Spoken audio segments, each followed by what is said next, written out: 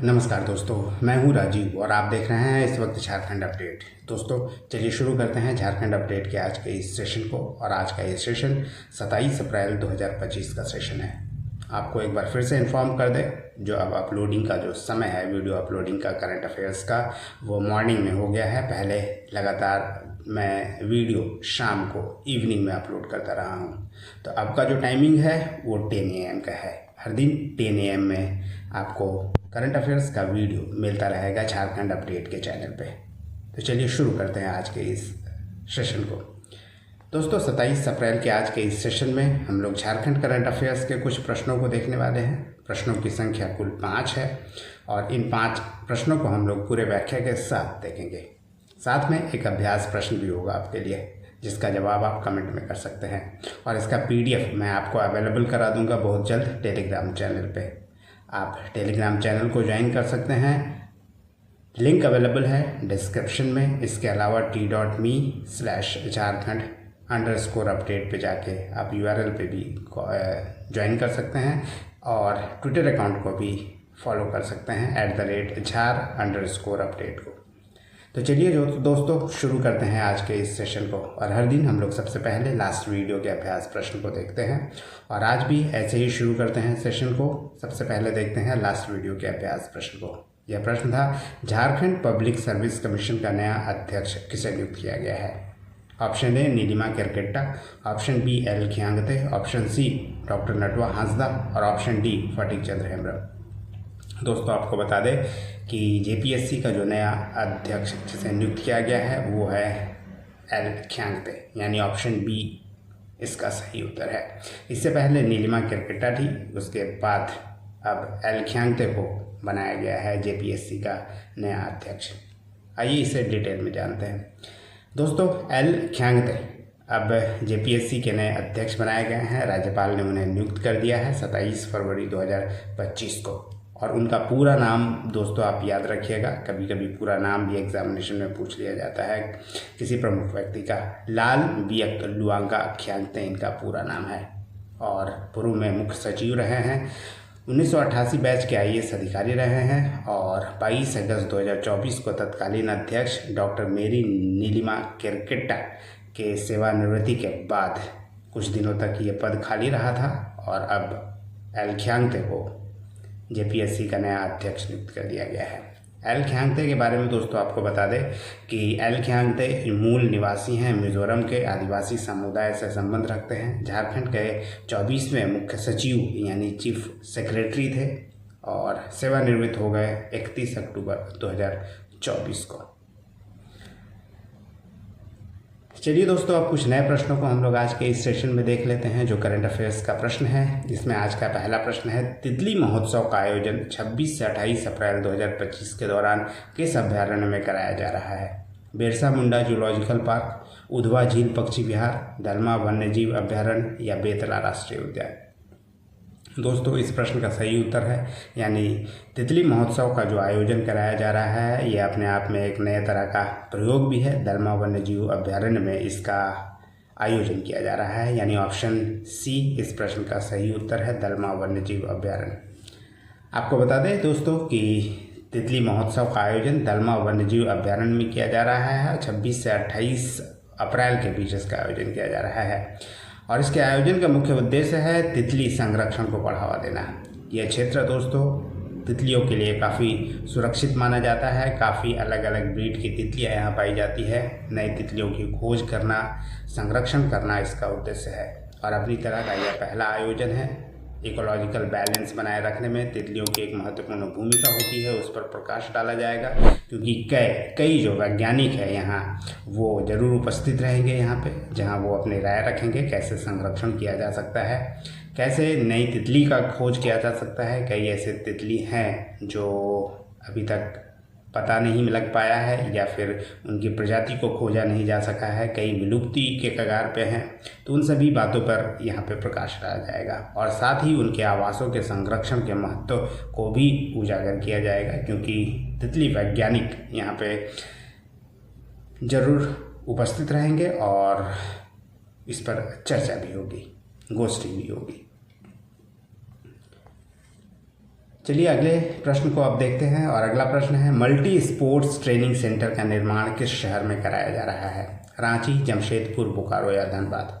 दोस्तों, multi sports training centre का जो निर्माण कराया जा रहा है ये रांची शहर में कराया जा रहा है। आपको बता दें कि रांची में मल्टी स्पोर्ट्स ट्रेनिंग सेंटर का निर्माण कराया जा रहा है। खेलों की ट्रेनिंग के लिए एक ही परिसर होगा जहां पे कई तरह के खेल का ट्रेनिंग खिलाड़ी पा सकेंगे। खेलों में lawn ball, rifle, shooting, archery के अलावा esports, billiards, table tennis इन खेलों में शामिल होंगे। इसके अलावा नामकुम स्थित जो RK आनंद लॉन बॉल स्टेडियम है वहां जल्द ही लॉन बॉल रेजिडेंशियल सेंटर शुरू करने की भी तैयारी है, जहां 40 बेड का रेजिडेंशियल सेंटर बनाया जाएगा। 2025 के आखिरी तक तीरंदाजी सेंटर भी यहां खोलने की योजना है। फिलहाल राज्य में आपको बता दें कि खेलगांव रांची, सिल्ली, चोन्हा, जमशेदपुर, सरायकेला खरसावां में तीरंदाजी सेंटर चलाए जाते हैं। इसके अलावा ई स्पोर्ट्स को बढ़ावा देने के लिए भी इस स्टेडियम में ई स्पोर्ट्स सेंटर स्थापित किया जाएगा। इसके अलावा dart game, billiards, carrom, chess और टेबल टेनिस की भी सुविधा होगी। दोस्तों, यहाँ पे एक नया गेम है जो आपको लग रहा होगा कि ये डार्ट गेम क्या है। आपको बता दें कि एक डार्ट होता है जो काफ़ी पॉइंटेड होता है, आपने कई बार देखा होगा, और आगे एक गोल होता है जहाँ पे कई सारा नंबर यहाँ पे लिखा जाता है और आपको टारगेट करना होता है यहाँ से, और ये जहाँ पे जाके हिट करेगा उस हिसाब से आपको मार्किंग किया जाता है। तो इसे बोला जाता है डार्ट और इसे बोला जाता है डार्ट बोर्ड। इसी तरह का यह गेम है, इंडोर गेम है, काफ़ी प्रचलित गेम भी है। यही डार्ट गेम है जिसके बारे में शायद आप लोगों को ना पता हो। ये इस तरह का गेम जो होता है डार्ट गेम कहलाता है।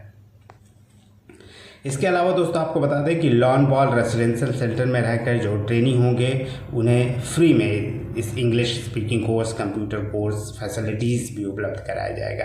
इसके अलावा यहाँ भविष्य में सेंटर ऑफ एक्सेलेंस खोलने की भी सरकार की योजना है। नेक्स्ट प्रश्न को देखते हैं। नेक्स्ट प्रश्न है दोस्तों प्रश्न नंबर 3, स्कूलों में संचालित शिक्षा योजनाओं की निगरानी के लिए केंद्र के सहयोग से खोले गए विद्या समीक्षा केंद्र और राज्य सरकार द्वारा तैयार किए गए किस पोर्टल से जोड़ा जाएगा? जी गुरुजी ऐप, झार नियोजन पोर्टल, सारथी पोर्टल या विद्या वाहिनी पोर्टल? दोस्तों, ये ई विद्या वाहिनी पोर्टल से जोड़ा जाएगा। ऑप्शन डी इसका सही उत्तर है। स्कूल का जो रियल टाइम जो मॉनिटरिंग होगा इससे किया जा सकेगा। आपको बता दें कि सरकारी स्कूल और वहाँ जो संचालित योजनाएं हैं उनका रियल टाइम मॉनिटरिंग किया जा सकेगा। यानी हर समय कौन सी स्थिति है, कौन से शिक्षक उपस्थित हैं, कितने छात्र उपस्थित हैं, कौन सी योजना चलाई जा रही है, एग्जैक्टली समय पे वो देखा जा सकेगा और उसका मॉनिटरिंग किया जा सकता है इसके माध्यम से। वैसे आपको बताते डेटा लेक यानी सेंट्रलाइज्ड एक डेटा स्टोर होगा। इसमें हर तरह का डेटा स्टोर होगा, रॉ डेटा स्टोर होगा, इसके बाद एडिटेड डेटा, मतलब किसी भी तरह का जो डेटा होगा यहाँ पे उपलब्ध रहेगा। पुराना डेटा भी यहाँ पे उपलब्ध रहेगा। इसके अलावा रियल टाइम इंटीग्रेटेड डैशबोर्ड होगा जिसके माध्यम से बच्चों और शिक्षकों दोनों की ऑनलाइन उपस्थिति की भी निगरानी की जा सकती है। यानी कितने छात्र उपस्थित हैं, छात्र कब कब आ रहे हैं, उनकी उपस्थिति कितनी है, ड्रॉप आउट रेट क्या है, इन सभी चीज़ों का स्कूल में जो मॉनिटरिंग होगा वो किया जा सकेगा इसके माध्यम से। इसके अलावा डेटा लेक और रियल टाइम इंटीग्रेटेड डैशबोर्ड स्कूली शिक्षा एवं साक्षरता विभाग द्वारा तैयार कराया जा रहा है। स्कूली शिक्षा एवं साक्षरता विभाग द्वारा लागू किया जाने वाला इस IT सिस्टम के द्वारा केंद्र के सहयोग से खोला जाएगा। केंद्र के सहयोग से खोले गए जो विद्या समीक्षा केंद्र है और राज्य सरकार द्वारा जो ई विद्या वाहिनी पोर्टल जो कि पहले से ही खुला हुआ है, इन दोनों को एक साथ जोड़ा जाएगा और इसी के माध्यम से स्कूल को जोड़ा जाएगा और मॉनिटरिंग किया जा सकेगा और जो भी संचालित शिक्षा योजनाएं हैं उसकी निगरानी आसानी से बेहतर तरीके से किया जा सकेगा। इसके अलावा प्रश्न नंबर 4 है दोस्तों, DVC यानी दामोदर वैली कॉरपोरेशन द्वारा चंद्रपुरा और कोडरमा में कितना कितना मेगावाट का पावर प्लांट लगाया जा रहा है? 250, 500, 500, 800, 800 या 1600, 1600। दोस्तों, चंद्रपुरा और कोडरमा में जो पावर प्लांट स्थापित किया जा रहा है, दोनों जगह 1600 यूनिट का पावर प्लांट स्थापित किया जा रहा है। दोनों जगह 2 यूनिट होगा, 800 यूनिट का, यानी कुल 4 यूनिट चंद्रपुरा और कोडरमा में स्थापित किया जाएगा। आइए इसके बारे में भी और डिटेल में हम लोग जान लेते हैं। दोस्तों, आपको बता दें कि दामोदर वैली कॉरपोरेशन यानी डीवीसी द्वारा चंद्रपुरा और कोडरमा में 1600 मेगावाट पावर प्लांट लगाया जाना है। डीवीसी के चंद्रपुरा थर्मल पावर स्टेशंस यानी सीटीपीएस में 800 मेगावाट की 2 यूनिट लगेगी, जो कि नहीं होगी। वहीं कोडरमा केटीपीएस में भी 800 मेगावाट की 2 यूनिट लगाई जाएगी और 2-3 वर्षों में इसे तैयार कर लिए जाने का लक्ष्य निर्धारित किया गया है। आपको बता दें कि डीवीसी और कोल इंडिया लिमिटेड का यह संयुक्त उद्यम होगा, परंतु डीवीसी इसका मैनेजमेंट देखेगा। इस परियोजना पर जो कुल खर्च होने वाली है वो 1,64,257 करोड़ रुपए लगभग खर्च होगा। इसके अलावा इसके संबंध में और बता दें दोस्तों कि सीटीपीएस, केटीपीएस और झारखंड बंगाल में जो डीवीसी की स्थापित कुल क्षमता है वो कितनी है, इसे भी ध्यान रखिए, काफ़ी इंपॉर्टेंट है। सीटीपीएस की बात करें दोस्तों चंद्रपुरा थर्मल पावर स्टेशन की, तो यहाँ 500 मेगावाट वर्तमान में क्षमता है और सीटीपीएस की कुल 8 यूनिट जो है वो पहले कार्यरत थी, जिसमें से 6 यूनिट बेकार हो गया है, यानी डिफंक्ट हो गया है, कार्य नहीं कर रहा है, जिसमें 250 मेगावाट क्षमता की 2 यूनिट ही केवल चालू है, यूनिट 7 एवं यूनिट 8, और इससे ही प्रतिदिन 500 मेगावाट बिजली उत्पादन होता है, जो कि सीटीपीएस की वर्तमान क्षमता है। और बाकी बंद पड़ी पुरानी यूनिट के स्थान पर ही जो नई 800 यूनिट की जो 2 यूनिट लगाई जा रही है वो अल्ट्रा सुपर क्रिटिकल यूनिट स्थापित की जाएगी।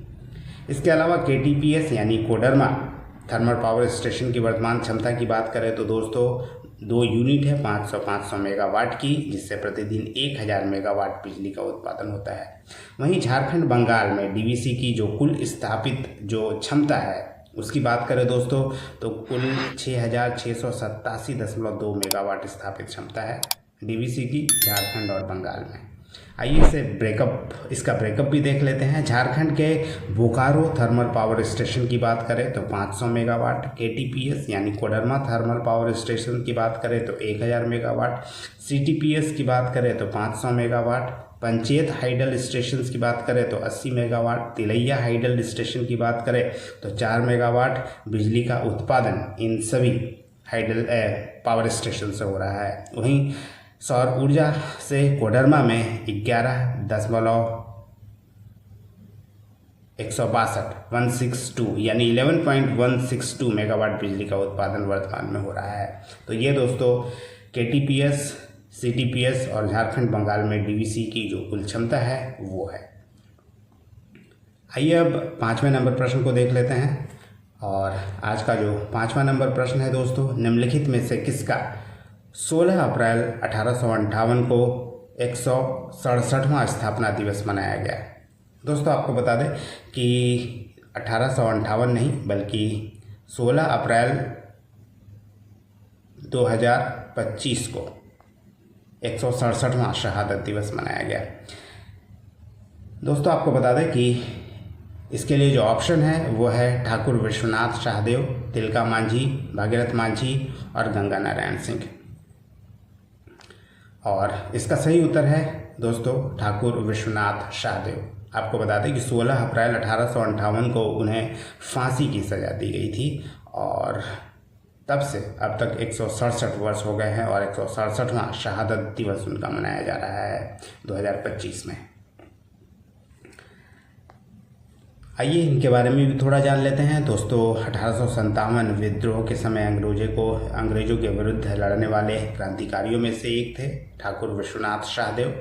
1857 के क्रांति के शूरवीर थे। इनका जन्म 12 अगस्त 1817 को सतरंगी लोहरदगा में बड़कागढ़ में हुआ था। 1857-58 के दौरान जो विद्रोह हुआ था, अंग्रेजों के विरुद्ध उन्होंने संघर्ष किया था और नेतृत्व किया था। बाद में उन्हें फांसी की सज़ा अंग्रेजों के द्वारा दे दिया गया और बलिदान दिवस उनका 16 अप्रैल को था, यानी 16 अप्रैल 1858 को उन्हें रांची जिला स्कूल के सामने कदम के वृक्ष में फांसी दे दी गई थी। इसके अलावा पांडे गणपत राय भी थे जो क्रांतिकारी थे, 1857 के क्रांतिवीर, उन्हें भी 21 अप्रैल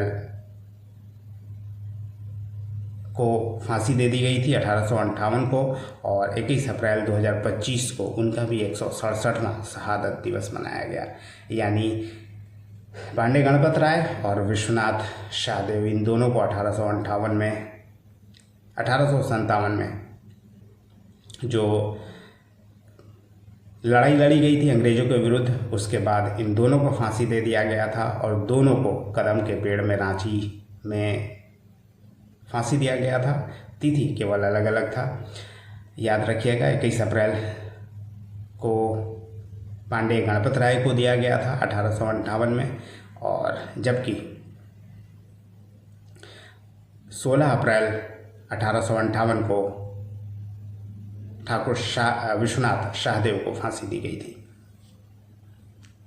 तो ये था दोस्तों आज का इम्पॉर्टेंट 5 प्रश्न, और ये ज़रूर करेक्शन कर लीजिएगा, यहाँ 1858 नहीं 2025 कर लीजिएगा प्रश्न में। तो ये था आज का सेशन, और अंत में आपके लिए एक अभ्यास प्रश्न भी है। उम्मीद करता हूँ आप उसका भी जवाब जरूर देंगे। आइए उसे देखते हैं। और आज का अभ्यास प्रश्न है दोस्तों, 2025 में एन.ई. होरो की कौन सी जयंती मनाई जा रही है? 85वीं, 90वीं, 95वीं या 100वीं?